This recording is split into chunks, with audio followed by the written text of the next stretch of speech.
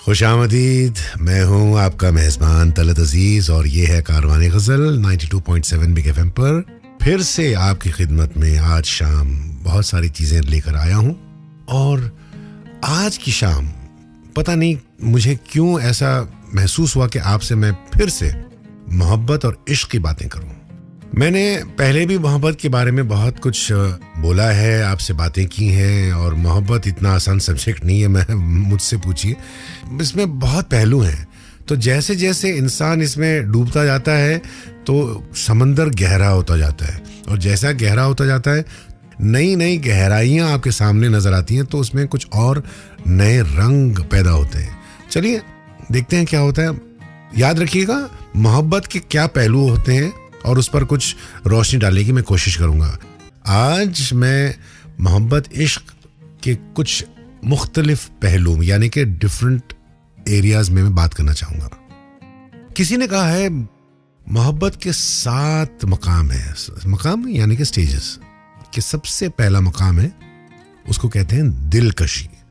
दिलकशी का मतलब कि दिल लगना। अगर आप जब किसी की सोबत में रहते हैं, कंपनी में रहते हैं, तो आपको अच्छा लगता है, तो ये कहते हैं दिलकशी। और होते होते जब ये आपकी सोहबत बढ़ती है और एक स्टेज आप और बढ़ते हैं आगे, तो एक स्टेज आता है, उसका उर्दू में लफ्ज है उनसियत, यानी कि अपनापन। एक अपनापन महसूस होता है, तो ये कंफर्ट है। होते होते होते जब और आप बढ़ते हैं इसमें रिश्ते में, तो कहीं ना कहीं फिर मोहब्बत का मकाम आता है। ठहरी ठहरी अभी खत्म नहीं हुआ, अभी कुछ बहुत सारे मकाम हैं। जब मोहब्बत का मकाम आता है तो वो बेचैनी रहती है, इंतज़ार रहता है। एक शेर मैं कह दूंगा कि उस वक्त इंतज़ार का आलम न पूछिए, उस वक्त इंतज़ार का आलम न पूछिए, जब कह रहा हो कोई बस आ रहा हूं मैं। आए, ये इंतज़ार का जो मज़ा है ना, कि माशूक ने आपको वक्त दिया है, आप कहीं बैठे हैं कि हम 4 बजे यहाँ मिलने वाले हैं, तो वो 4 तो बजने से कुछ 12 घंटे पहले से ही आप वो 4 बजे के बारे में सोचते रहते हैं कि 4 कब बजेंगे और कब मुलाकात होगी। तो ये जो एक एंटिसिपेशन जो है ना, एक बहुत खूबसूरत गज़ल मुझे याद आ रही है जिसको जगजीत सिंह साहब ने कंपोज किया था, and one of my favourites, और चित्रा जी और जगजीत साहब ने दोनों गाई हैं। और इसमें खासियत ये है कि 2 मतलें हैं इसमें, आपको मैं सुनाता हूँ, और उसके बाद जब मैं लौटूंगा ना, तो ये गज़ल यही इंतज़ार पे ही है। और मोहब्बत की जो बात मैंने की है, यही उन्वान है। दिन गुजर गया एतबार में, दिन गुजर गया एतबार में, रात कट गई इंतजार में, वो मजा कहाँ वस्ले यार में। वस्ल यार, मिलन, वो मजा कहाँ वस्ले यार में। लुत्फ जो मिला इंतजार में। तो मैंने बात की इंतजार की, देखिए लुत्फ, वो जो इंतजार का था उसका कुछ अलग ही मजा है, लुत्फ, मजा। हाँ, ये है कारवाने गज़ल, और मैं हूं आपका मेज़बान तलत अजीज 92.7 बिग एफएम पर। और मैं पिछली बार जो बात कर रहा था मोहब्बत के डिफरेंट पहलू, डिफरेंट स्टेजेस, ये बात छिड़ी थी, और यही बात कर रहा था कि मैं सबसे पहला स्टेज दिलकशी का होता है, यानी कि बहुत अच्छा लगता है आपको किसी के साथ रहना, और फिर उसके बाद एक स्टेज आता है उनसियत, यानी कि अपनापन महसूस होता है, और उसके बाद मोहब्बत। और मोहब्बत में जो इंतज़ार की बातें थीं वो मैंने आपको बताई कि वो गज़ल भी बजा दी जगजीत सिंह साहब की और चित्रा जी की गाई हुई। इसके बाद आता है अकीदत। अकीदत उर्दू में लफ्ज़ है बहुत ख़ास। अकीदत का मतलब फेथ। एक दूसरे के मोहब्बत पर इतना भरोसा करते हैं कि आप कहते हैं कि ये कभी मुझे छोड़ेगी नहीं, या ये कभी मुझे दगा नहीं देगा। ये एक अकीदत आ जाता है।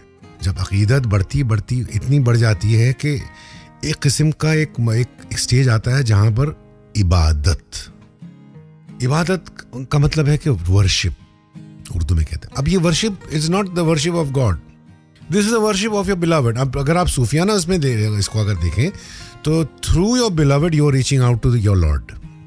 तो एक अजीब सा वो एक कि मतलब आपको हर चीज उसकी मतलब कहते हैं कि लैला उतनी कोई खूबसूरत नहीं थी. कोई कहता है कि वो तो ये थी वो थी, लेकिन मजनू की आंखों में लैला से खूबसूरत कोई शख्सियत कोई औरत नहीं थी. तो अक्सर वो कहते हैं कि अगर लैला को देखना है तो मजनू की आंखों से देखा करो तो तुम्हें पता लगेगा कि लैला क्या है. अहमद फराज साहब ने बहुत खूब कहा है एक बहुत ही अच्छे शेर में कि मैं खुदा की निगाह में क्यों ना गुनहगार बनूं फराज.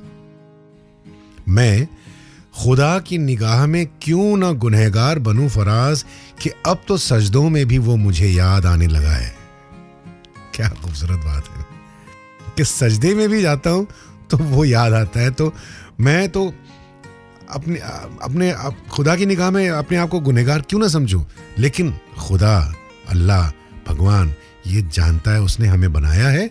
वो जानता है कि ये बंदा इतना इश्क में सच्चे इश्क में मुब्तला है, तो वो भी इश्क को बहुत वो कहते हैं ना 70 माहों की मोहब्बत है उसमें. तो वो समझता है, वो समझेगा और आपको आपके जो तासुरात हैं वो बिल्कुल उससे सहमत होगा. आपसे ज़्यादा आपको वो जानता है. ये मेरा अकीदा है. और जैसे मैं पहले बात कर रहा था मोहब्बत के जो मुख्तलिफ मकाम हैं, पहलू हैं, हम इबादत तक पहुंच चुके थे. अब इबादत इतनी हद तक पहुंच जाती है कि जुनून यानी कि एक किस्म का पागलपन वो जो पागलपन नहीं, एक इंटेंसिटी.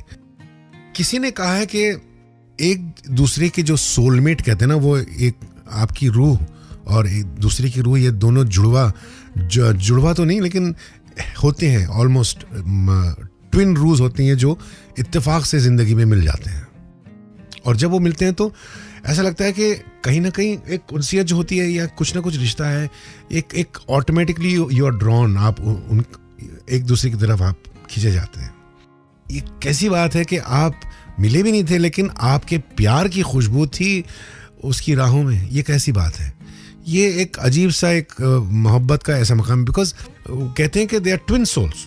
आपको ये भी नहीं पता होगा कि वो जो आप जिनसे आपका जो रूहानी कनेक्शन है इश्क का, मोहब्बत का, आप एक दूसरे को जब मिलते हैं तो ऐसा लगता है कि यार ऐसा लगता है कि ये तो जब मैं कुछ कहना चाह रहा हूँ तो ये भी ऑलमोस्ट वैसी बात है कि वो भी एग्जैक्टली वही कहना चाह रहे हैं, या वो समझ चुके हैं. आप कह रहे हैं एक बात और वो बात समझ चुकी हैं, या वो कुछ कहने वाली है और आप समझ चुके हैं. ये जो कनेक्शन होता है बहुत अजीब सा कनेक्शन होता है. और ये होता है जुनून. ये होता है वो स्टेज मोहब्बत का जिसको हम कहते हैं कि जुनून. एक दूसरे के बगैर आप रह नहीं सकते, एक दूसरे के बगैर आप अधूरे हैं. किसी ने कहा है कि कभी सोचा है कि हमारे रिश्ते का नाम क्या है? मोहब्बत, ख्वाहिश, ज़रूरत, या वो रिश्ता जो ज़मीं का आसमां से है, सहरा का बारिशों से, ख्वाबों का हकीकत से. कभी कभी एक दूसरे से मिल नहीं पाते लेकिन एक दूसरे के बगैर अधूरे भी हैं. तो ये है वो रिश्ता. अब जुनून के बाद क्या स्टेज रह सकता है? मिलन नहीं, मिलन का तो ठीक है मिलन, लेकिन एक ही स्टेज हो सकता है उसका. वो स्टेज हम कहते हैं मौत. अच्छा, मौत का ये मतलब नहीं कि मौत इज द एंड. मौत एक्चुअली इज अ बिगिनिंग. मौत इज अ बिगिनिंग. एक बहुत अच्छी एक थिंकर है, क्लैरिसा नाम है उनका, अमेरिकन पोइट है. उन्होंने अंग्रेजी में कहा है, मैं आपको अंग्रेजी में पढ़ के सुनाता हूं फिर बताता हूं क्या क्या. Love in its fullest form is a series of deaths and rebirths. क्या बात है. Letting go of one aspect of love and entering another phase. To love means to embrace and at the same time withstand many endings and many beginnings in the same relationship.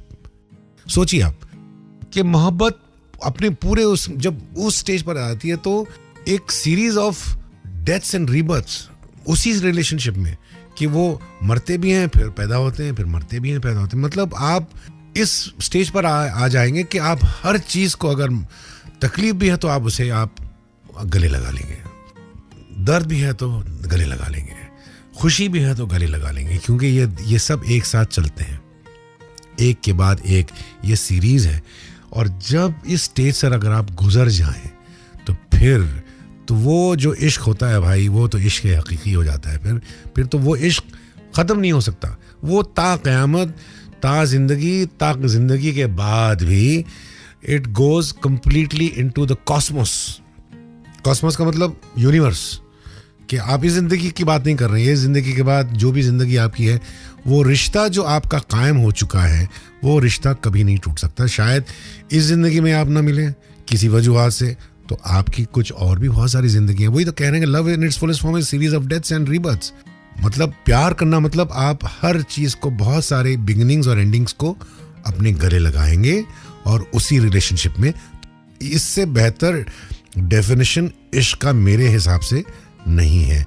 आज का जो episode था, इस पर मैंने कोशिश की है कि मोहब्बत के मुख्तलिफ पहलुओं पर बात करने की।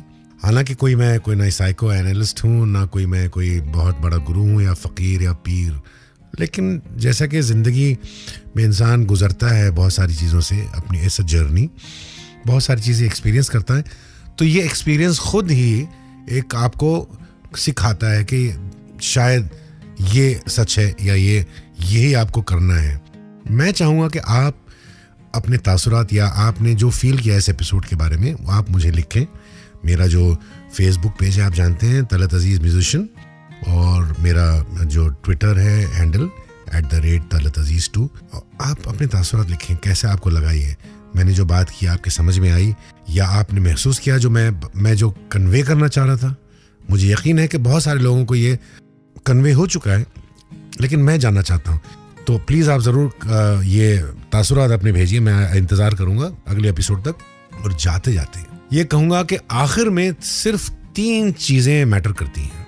आपने इश्क कितना किया, और कितने प्यार से आप ज़िंदगी गुजारे, और कितने ग्रेसफुली आपने चीज़ों को छोड़ दिया जो आपके लिए नहीं थी। That's all matters. तो ये बहुत ज़रूरी है कि हम किस तरीके से मोहब्बत हमने की। मोहब्बत मतलब सच्ची मोहब्बत की, चाहे आप अपनी माँ से की, अपने माशूक से की, अपनी बीवी से की, अपने बच्चों से की, सच्ची प्योर मोहब्बत आपने की। और कैसे आपने अपनी ज़िंदगी गुजारी, कितनी अपनी ज़िंदगी बहुत ग्रेसफुली आपने गुजारी, और उसके बाद जो चीज़ें आपके लिए नहीं थी शायद इस दुनिया में, आपने उसको एक्सेप्ट किया और आपको उसे ग्रेसफुली छोड़ दिया। ये इस अकीदे के साथ कि जब ये वक्त इसका आएगा तो वो मेरे नसीब में आने ही वाली है। चलिए, अब हमारा वक्त यहाँ पर ख़त्म होता है। आपसे मैं इजाज़त चाहूँगा। ये यकीन तो ज़रूर है आपको मेरी बातें अच्छी लगी होंगी आज, क्योंकि आज कुछ और मूड से मैंने कुछ बातें की हैं कारवान गज़ल में। ये प्रोग्राम एक्चुअली सिर्फ गज़ल सुनने का नहीं है, ये प्रोग्राम है आप लोगों से मिलने का। कारवान गज़ल अब एक ऐसा प्रोग्राम हो गया जिसके ज़रिए मैं आप लोगों से मुखातिब रहता हूँ, आप लोगों से मिलता हूँ, आप मुझसे मिलते हैं और हम बातें करते हैं, कुछ गज़लियाँ सुनते हैं, कुछ नज़में सुनते हैं, कुछ गाने सुनते हैं, और एक बहुत ही खूबसूरत महफिल सजाते हैं। चलिए, आज के लिए शब खैर, खुदा हाफिज़, गुड नाइट फ्रॉम तलत अजीज़। और ये था 92.7 बिग FM पर कारवान गज़ल।